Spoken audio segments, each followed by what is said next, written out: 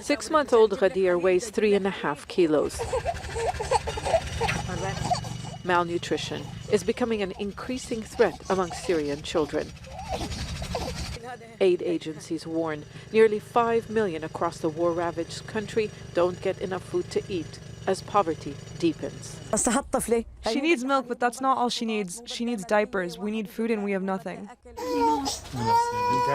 Those displaced by war have been particularly vulnerable, unable to afford basic necessities. Health workers who visit the camps say never before have they seen so many cases of malnourished children. The International Aid Agency, Save the Children, says 65% have not had meat, fruits and vegetables for at least 3 months.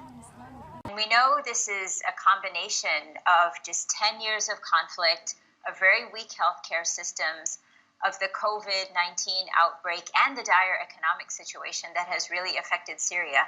So when you put all those factors together, what we're seeing is that children, especially very young children, just aren't getting the nutrients they need to grow up healthy. In government-held areas, there is a bread crisis. The cash-strapped state has been forced to reduce subsidies and ration a main staple that more families can no longer buy.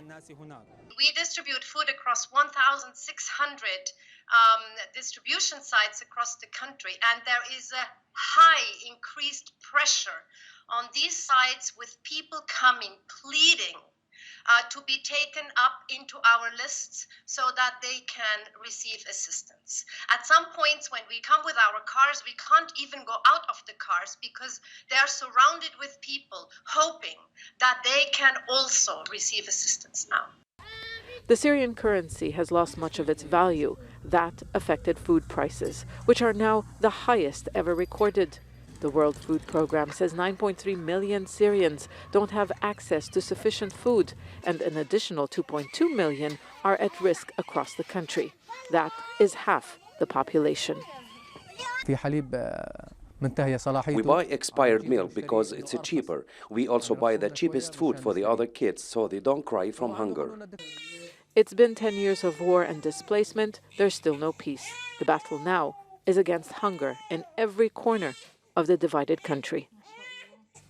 Zeina, Khodr, Al Jazeera.